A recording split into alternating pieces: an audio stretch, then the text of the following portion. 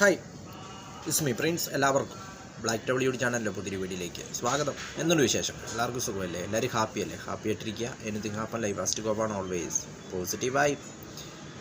അങ്ങനെ തലസ്ഥാന നഗരത്തിൻ്റെ ഗതാഗതക്കുരുക്കിന് പരിഹാരമാകാൻ പോവുകയാണെന്നാണ് പുതിയ റിപ്പോർട്ടുകൾ വരുന്നത്. കാരണം ട്രിവാൻഡ്രം മെട്രോ, തിരുവനന്തപുരം മെട്രോ സാക്ഷാത്കരിക്കാൻ പോകുന്നുവെന്നാണ് പുതിയ റിപ്പോർട്ടുകൾ. 10 വർഷത്തിനപ്പുറം വീണ്ടും അത് സർക്കാരിൻ്റെ പരിഗണനയിലേക്ക് തിരുവനന്തപുരം മെട്രോയുടെ വന്നിരിക്കുകയാണ്.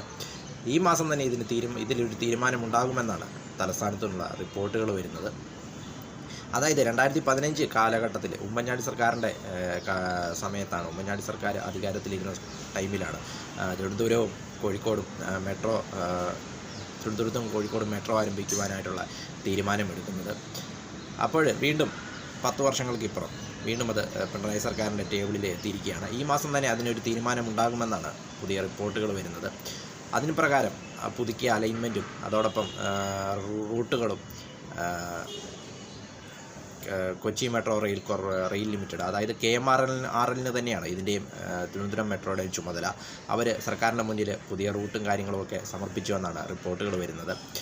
അതായത് ഇതിൻ്റെ AAR അംഗീകരിക്കപ്പെടുന്നതോടുകൂടി ഇത് കേന്ദ്ര സർക്കാരിൻ്റെ കേന്ദ്ര നഗരമന്ത്രാലയത്തിന് അയക്കുകയും അതോടൊപ്പം അവിടുന്ന് അനുമതി ലഭിച്ചാൽ പിന്നീട് കേന്ദ്ര സർക്കാരിൽ നിന്നും ഫണ്ട് ലഭിക്കാനൊക്കെ വളരെ ഈസി ആയിരിക്കുമെന്നാണ് ഇവർ പറയുന്നത്. അതുകൊണ്ട് തന്നെ കൂടുതൽ മുന്നോട്ടുള്ള പദ്ധതികൾക്കായിട്ട് അല്ലെങ്കിൽ മുന്നോട്ടുള്ള ഇതിനായിട്ട് KMRL Kochi metro rail limited ശ്രമിക്കുന്നുണ്ട്. ഏതായാലും സർക്കാരിന് മുന്നിൽ ഇത് എത്തിയിരിക്കുകയാണ്.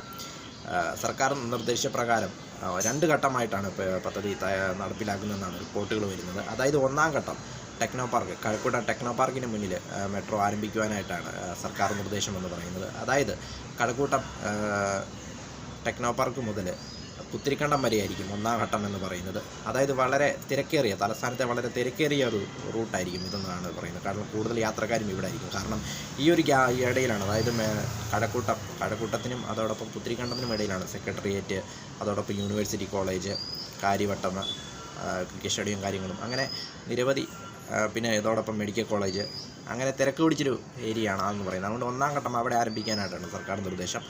2ാം ഘട്ടം എന്ന് പറയുന്നത് കിള്ളിപ്പാലം മുതൽ നെയ്യാറ്റിൻകര വരെയാണെന്നുള്ള റിപ്പോർട്ടുകൾ വരുന്നത്. അതോടൊപ്പം പാളയം മുതൽ കുടപ്പനക്കുന്നും പരിഗണനയിലുണ്ട്. അങ്ങനെ മൊത്തം 2 ഘട്ടത്തിലായിട്ടാണ് ഇത് നടപ്പിലാക്കാൻ പോവുക എന്നാണ് അവിടെ നിന്നുള്ള റിപ്പോർട്ടുകൾ, തലസ്ഥാനത്തുള്ള റിപ്പോർട്ടുകൾ വരുന്നത്. ഏതായാലും മുഖ്യമന്ത്രി ഈ കാര്യത്തിലൊരു തീരുമാനമെടുക്കുകയും ഇത് മന്ത്രിസഭയിൽ അവതരിപ്പിക്കുകയും ചെയ്യുമെന്നാണ് വരുന്ന റിപ്പോർട്ടുകൾ വരുന്നത്. ഏതായാലും 10 വർഷങ്ങൾക്കപ്പുറം വീണ്ടും മെട്രോ പദ്ധതി പൊടിതട്ടിയെടുത്തിരിക്കുകയാണ്. അപ്പോൾ അനുമതി ലഭിച്ചാലുടൻ ഇതിനുള്ള നടപടിക്രമങ്ങൾ ആരംഭിക്കുമെന്നാണ് വരുന്നത്. അങ്ങനെ സംഭവിച്ചു കഴിഞ്ഞാൽ കൊച്ചിക്ക് ശേഷം സംസ്ഥാനത്തിൻ്റെ 2ാമത്തെ മെട്രോ ആയിരിക്കും തിരുവനന്തപുരം മെട്രോ. അതോടൊപ്പം കോഴിക്കോട് മെട്രോയും പരിഗണനയിലുണ്ട്. അങ്ങനെ സംഭവിക്കുകയാണെങ്കിൽ കോഴിക്കോട് എന്ന് പറയുന്നത് കേരളത്തിൻ്റെ 3ാമത്തെ മെട്രോ ആയിരിക്കും. ഏതായാലും തലസ്ഥാനത്തെ ഗതാഗതക്കുരുക്കിന് ഇതോടുകൂടി ഒരു പരിഹാരമാകുമെന്നാണ് തിരുവനന്തപുരംകാരുടെ കണക്കുകൂട്ടൽ അല്ലെങ്കിൽ വിശ്വാസമെന്ന്. ഏതായാലും ഈ മാസം ഇതിനുള്ളൊരു തീരുമാനമുണ്ടാകുമെന്നാണ് തലസ്ഥാനത്തു നിന്നുള്ള റിപ്പോർട്ടുകൾ വരുന്നത്. വീഡിയോ ഇഷ്ടപ്പെട്ടാൽ ലൈക്ക് ചെയ്യുക, ഷെയർ ചെയ്യുക, കമന്റ് ചെയ്യുക, സബ്സ്ക്രൈബ് ചെയ്യുക. വീണ്ടും പുതിയ വീഡിയോയിൽ കാണാം. അതുവരയ്ക്കും ടേക്ക് കെയർ, ബൈ.